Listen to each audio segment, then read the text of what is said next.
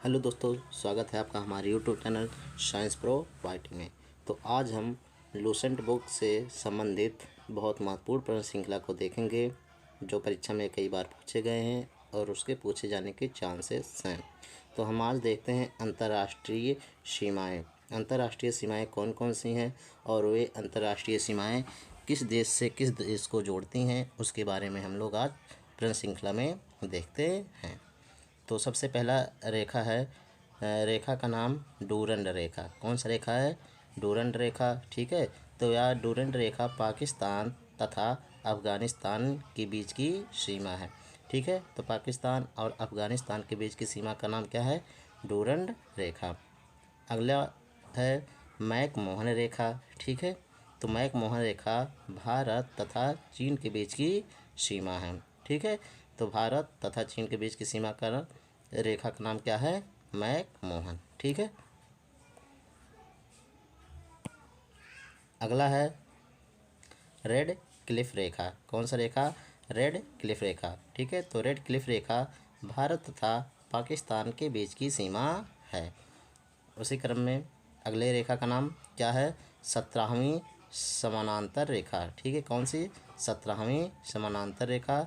ठीक है, उत्तरी वियतनाम तथा दक्षिणी वियतनाम को ठीक है अलग करती है। अगला है रेखा का नाम 24वीं समानांतर रेखा। ठीक है, तो 24वीं समानांतर रेखा भारत तथा पाकिस्तान के बीच की सीमा बनाती है। आगे है कौन सी रेखा का नाम? 38वीं समानांतर रेखा। कौन सी? 38वीं समानांतर रेखा इम्पॉर्टेंट है। उत्तर कोरिया तथा दक्षिण कोरिया के बीच की सीमा को ये निर्धारित करती है। कौन सी रेखा?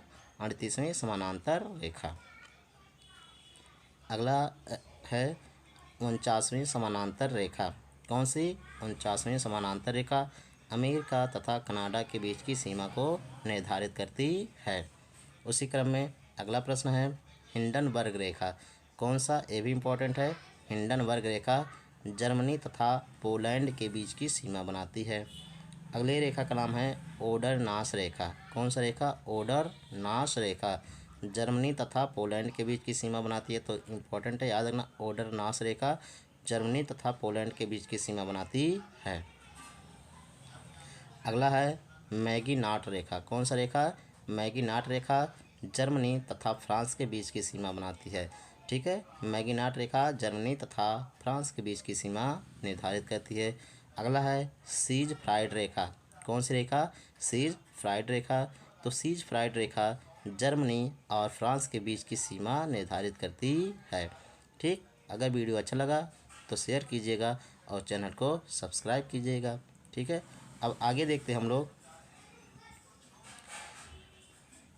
सबसे अधिक ठीक है किस वस्तु का उत्पादन किस राज्य में होता है, तो इसके बारे में हम लोग अध्ययन करेंगे। मिर्च का उत्पादन सबसे अधिक कहाँ होता है? महाराष्ट्र में। कपास का उत्पादन गुजरात में। गेहूं का उत्पादन उत्तर प्रदेश में। मक्का का उत्पादन आंध्र प्रदेश में। चना और दाल का उत्पादन मध्य प्रदेश में। ठीक है, उसी क्रम में अखरोट का उत्पादन गुजरात में। जूट का उत्पादन पश्चिम बंगाल में। आम का उत्पादन उत्तर प्रदेश में। ठीक है, उसी क्रम में आगे बढ़ते हैं। मक्का का उत्पादन उत्तर प्रदेश में सबसे अधिक होता है। सरसों का उत्पादन कहाँ होता है? राजस्थान में होता है। इंपॉर्टेंट है, इसको याद रखेंगे। प्याज का उत्पादन महाराष्ट्र में होता है सबसे अधिक। काली मिर्च का उत्पादन कहाँ होता है? केरल में। कहाँ होता है? केरल में। ठीक है, उसी क्रम में आगे बढ़ते हैं। कौन सी फसल है? धान। ठीक है, धान सबसे अधिक कहाँ? पश्चिम बंगाल में।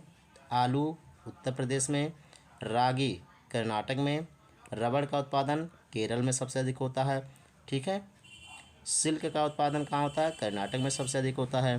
गन्ना का उत्पादन कहाँ होता है? उत्तर प्रदेश में। सोयाबीन का उत्पादन मध्य प्रदेश में होता है। सूरजमुखी का उत्पादन कर्नाटक में सबसे अधिक होता है। चाय का उत्पादन असम में होता है। तंबाकू का उत्पादन आंध्र प्रदेश में। इम्पॉर्टेंट है, याद रखेंगे कि तंबाकू का उत्पादन सबसे अधिक कहाँ होता है? आंध्र प्रदेश में होता है। उसी क्रम में आगे बढ़ते हैं।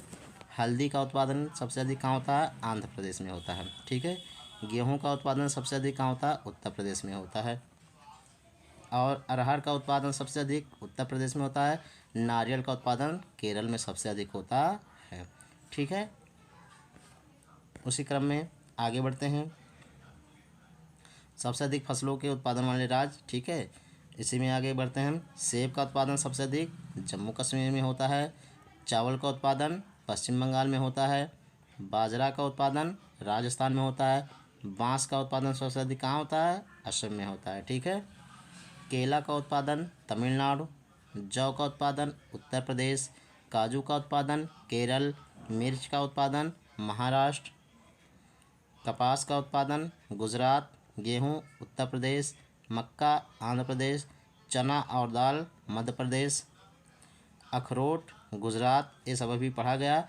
जूट पश्चिम बंगाल। आम उत्तर प्रदेश। मक्का उत्तर प्रदेश। सरसों राजस्थान। इस सब राज्य में ये सब फसलों का उत्पादन सबसे अधिक होता है। तो ये सब अभी पढ़ा गया है। ठीक है, अगले क्रम में देखते हैं। भारत में फसलों के सबसे बड़े उत्पादक कौन कौन से हैं? भारत में धान का सबसे बड़ा उत्पादक राज्य कौन सा है? पश्चिम बंगाल है। भारत में गेहूं का सबसे बड़ा उत्पादक उत्तर प्रदेश है। भारत में गन्ने की सबसे बड़ा उत्पादक राज्य कौन सा है? उत्तर प्रदेश। भारत में मूंगफली की सबसे बड़ा उत्पादक राज्य गुजरात। भारत में चाय का सबसे बड़ा उत्पादक राज्य असम है। अगला प्रश्न है, भारत में बांस का सबसे बड़ा उत्पादक कौन सा है? असम। असम, ठीक है, सबसे बड़ा बांस का उत्पादक राज्य है। अगले क्रम में बढ़ते हैं। भारत में जूट का सबसे बड़ा उत्पादक राज्य कौन सा है? पश्चिम बंगाल है। भारत में तंबाकू का सबसे बड़ा उत्पादक राज्य कौन सा है? आंध्र प्रदेश है। भारत में केले का सबसे बड़ा उत्पादक कौन सा है राज्य? तमिलनाडु। भारत में केसर का सबसे बड़ा उत्पादक राज्य कौन सा है? तो जम्मू कश्मीर है। इम्पॉर्टेंट है, पेपर में पूछा जाता है कई बार, इसको याद रखेंगे। ठीक है, भारत में प्याज का सबसे बड़ा उत्पादक राज्य महाराष्ट्र। भारत में काली मिर्च का सबसे बड़ा उत्पादक राज्य केरल। भारत में कपास का सबसे बड़ा उत्पादक राज्य गुजरात।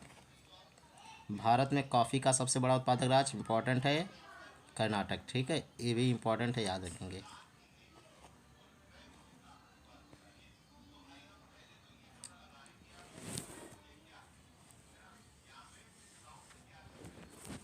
अगला प्रश्न है, हाल ही में फ्लिपकार्ट ने किस बैंक के साथ मिलकर डिजिटल भुगतान सेवा फ्लिपकार्ट यूपीआई लॉन्च की है?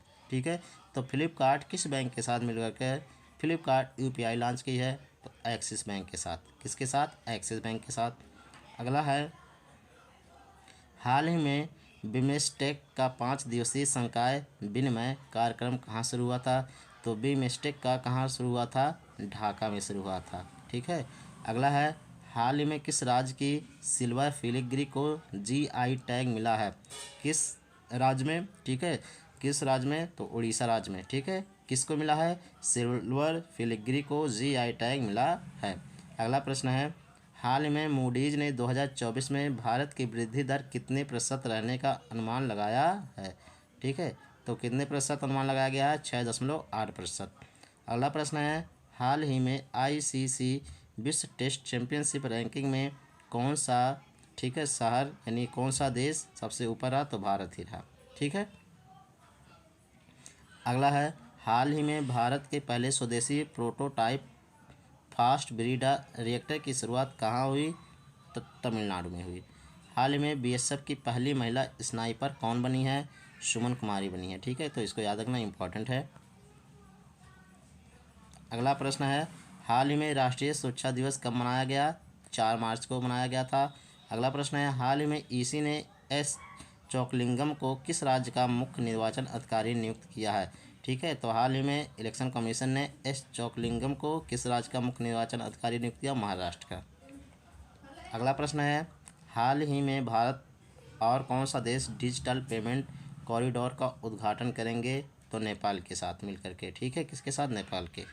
अगला प्रश्न है, हाल ही में ब्रजेश मेहरोत्रा को किस राज्य का नया मुख्य सचिव नियुक्त किया गया? बिहार का। कहाँ का? बिहार का। अगला प्रश्न है, हाल ही में किसी महाराष्ट्र का भूषण पुरस्कार 2024 दिया गया? तो डॉक्टर प्रदीप महाजन को।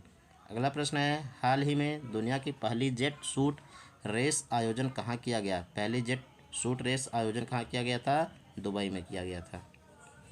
अगला प्रश्न है, हाल ही में स्पीड पेट्रोल के लिए बीपीसीएल ने किसे ब्रांड एम्बेसडर बनाया? तो स्पीड पेट्रोल के लिए बीपीसीएल ने किसे बनाया है? नीरज चोपड़ा को बनाया है। इंपॉर्टेंट प्रश्न है, इसको याद रखेंगे। ठीक है। अगला प्रश्न है, हाल ही में किस राज्य सरकार ने इंदिरम्मा आवास योजना शुरू करने की घोषणा की? इंदिरम्मा आवास योजना किसने शुरू किया? तेलंगाना राज्य ने। अगला प्रश्न है, हाल ही में फ्लिपकार्ट ने किस बैंक के साथ मिलकर डिजिटल भुगतान सेवा फ्लिपकार्ट यूपीआई लॉन्च की? तो एक्सिस बैंक ने। ठीक है। तो ये सब प्रश्न अभी हम लोग देख चुके हैं। ठीक, उसी क्रम में आगे बढ़ते हैं। बस, thank you watching for video. अगर वीडियो अच्छा लगा तो शेयर कीजिए और चैनल को सब्सक्राइब कीजिए। थैंक यू, धन्यवाद। जय हिंद, जय भारत।